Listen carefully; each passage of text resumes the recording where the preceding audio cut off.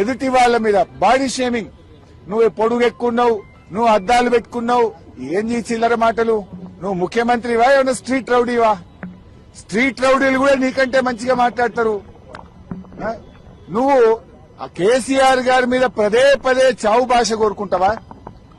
తెలంగాణ తెచ్చిన నాయకుడు, ప్రధాన ప్రతిపక్ష నాయకుడు, 10 ఏళ్లు ముఖ్యమంత్రిగా చేసిన కేసీఆర్ గారిని పట్టుకొని అడ్డగోలు మాటలు మాట్లాడతావు. నువ్వు ఒక తెలంగాణ ద్రోహివి, నువ్వు ఒక నీళ్ల ద్రోహివి. నువ్వు కేసీఆర్ గారి పట్ల అటువంటి భాష మాట్లాడడం చాలా తీవ్రంగా మేము ఖండిస్తా ఉన్నాం. రాహుల్ గాంధీ గారు పొద్దున్న లేస్తే రాజ్యాంగం చేతిలో పట్టుకొని తిరుగుతాడు. ఇక్కడేమో అసెంబ్లీలో రాజ్యాంగం ఖూనీ అవుతా ఉంది. ప్రధాన ప్రతిపక్షానికి మైకే ఇవ్వడం లేదు. అందువల్ల మేమందరం కూడా ఇక ఈ శాసనసభలో కూర్చున్నా వేస్తూ మైక్ ఇవ్వకుండా ముఖ్యమంత్రిని తిట్టద్దంటాడు.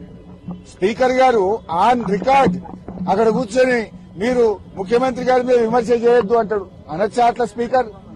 ముఖ్యమంత్రి గారి మీద మీరు మాట్లాడితే మీ మైక్ కట్ చేస్తా అంటాడు. మరి మేము ఉండేందుకు అసెంబ్లీలో? స్పీకర్ గారి పక్షపాత వైఖరికి నిరసనగా ఈ శాసనసభ ఈ సెషన్ ను బీఆర్ఎస్ పార్టీ బహిష్కరించాలని నిర్ణయం తీసుకున్నది. స్పీకర్ గారు